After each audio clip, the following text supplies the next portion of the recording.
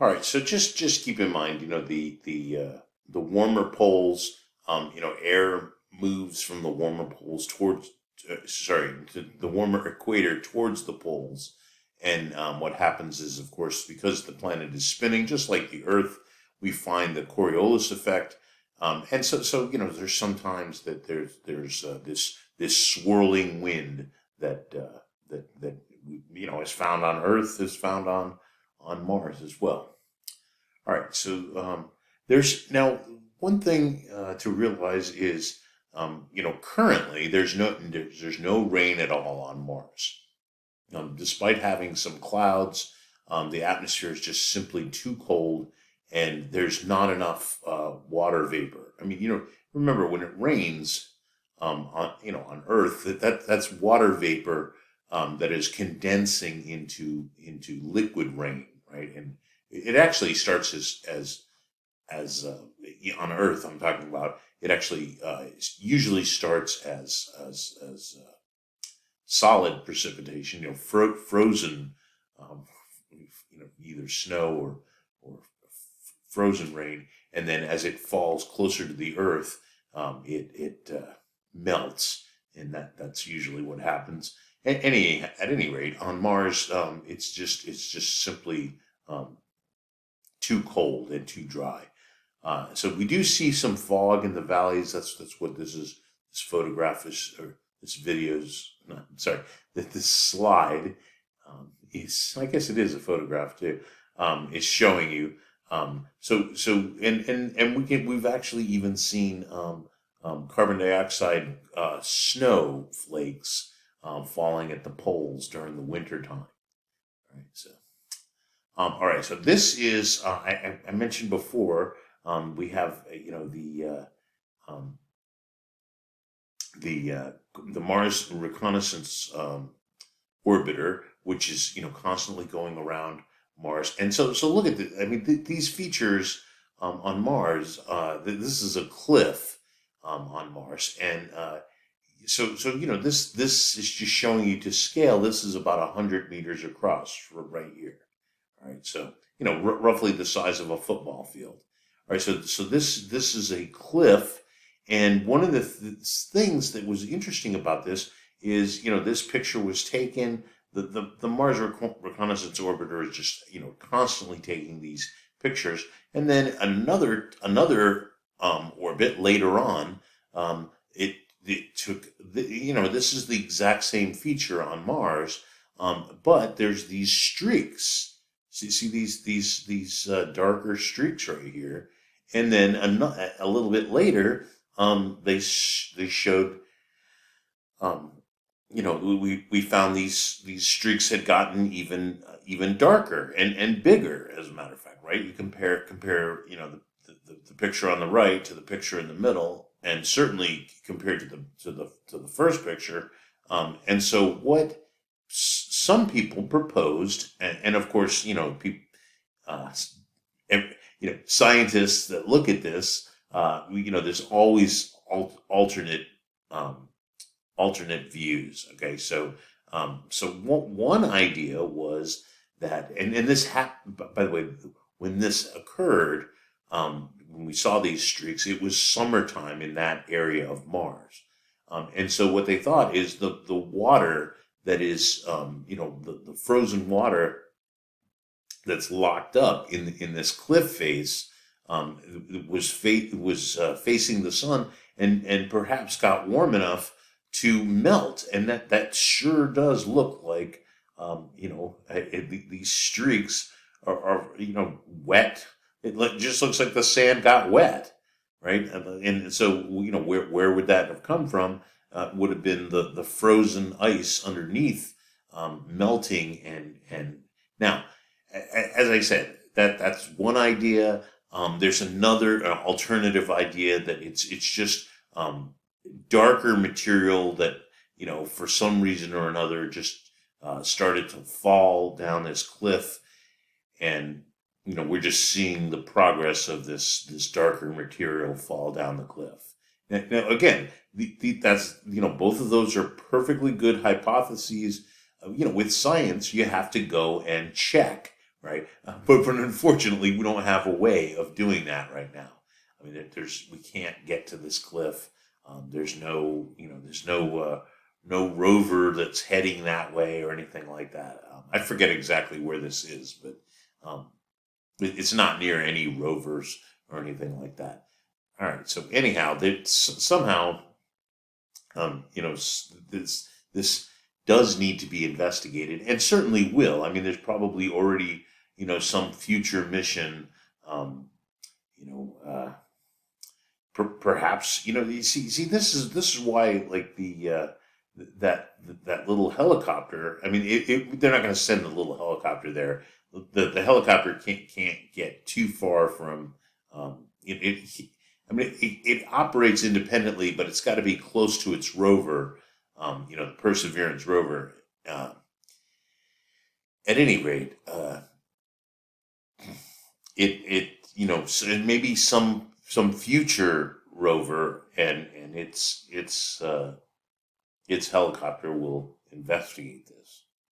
All right, that the best thing would be to take a little sample of it and see if there's actually salt water there. That would be fantastic.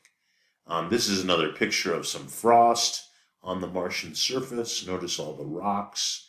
All right, so, and I think I mentioned this before, but I should mention it again.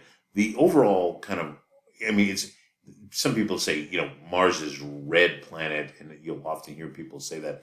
It's really more of an orange, and it really has to do with the iron that's locked up in the rocks, and it's the iron has rusted, and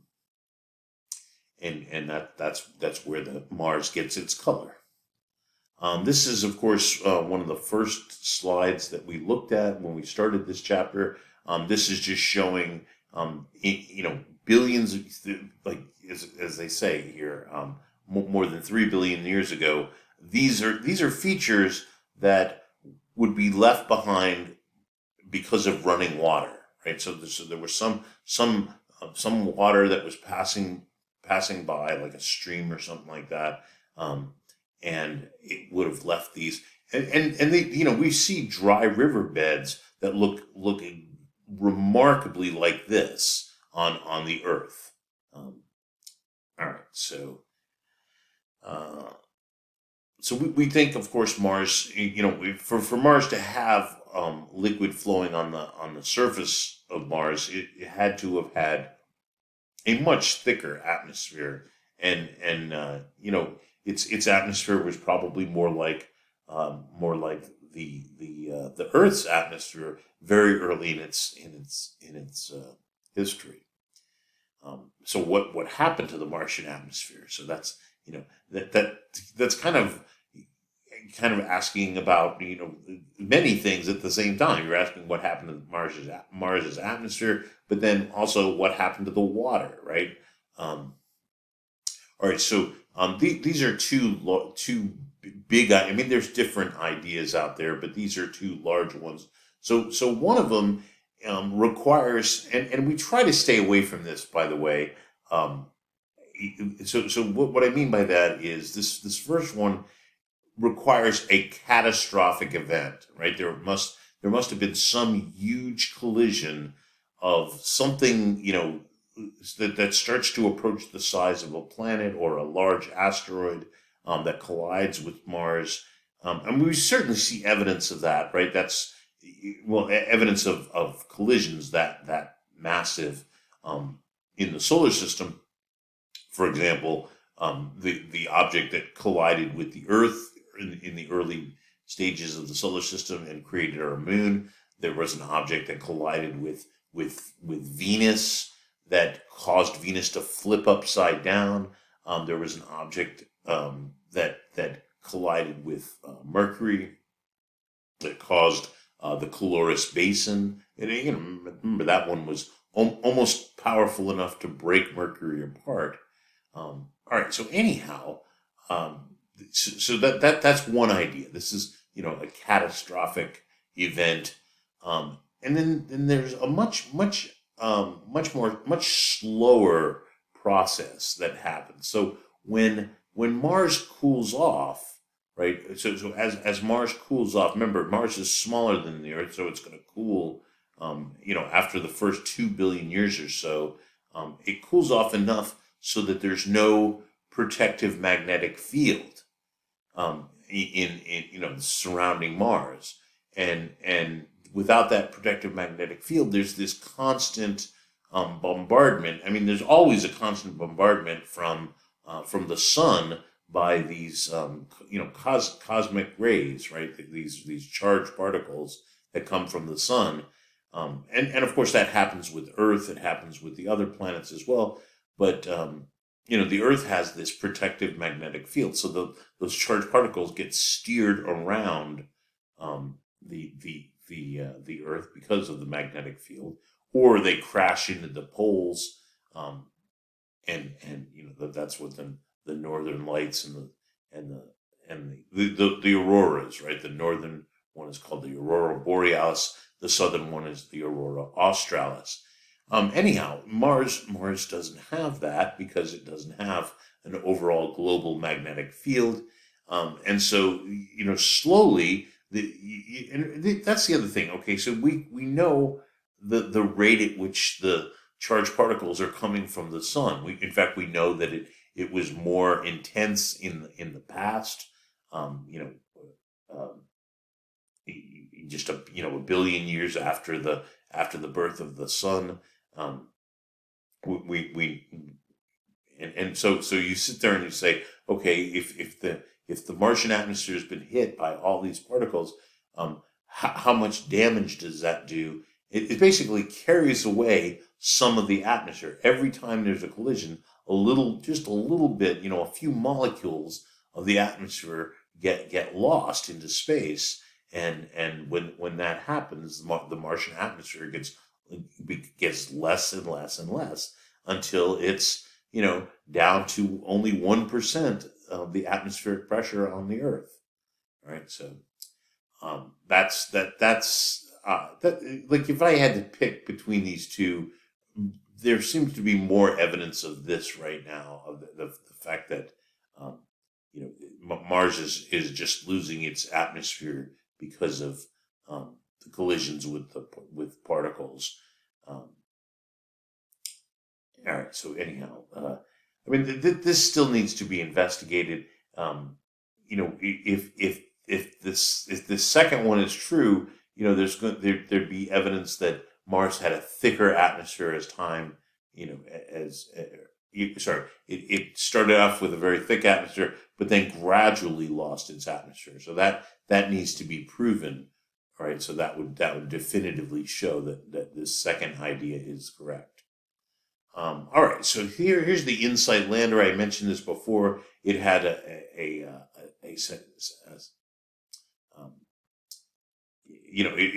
measured. It looked for Mars quakes. It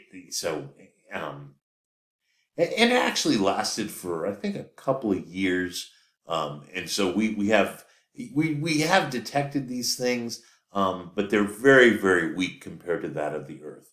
And what this instrument does for us is, and remember, we got these on the moon, we've got them on the Earth, of course. Is it'll give us information about the interior of the planet, and so from the InSight lander, we think that Mars has a very thin crust. It has a mantle, silicate mantle, and an iron and nickel core, but no, there's not a liquid outer core, or if there is, it's very, very tiny. It's not even generating a magnetic field. All right, remember that's where the Earth's magnetic field comes from. Is the outer liquid core. All right. So it does show that there was, at one time there was a great deal of tectonic activity. With you see the highlands, the Tharsis bulge, and Valles Marineris. So there was some kind of activity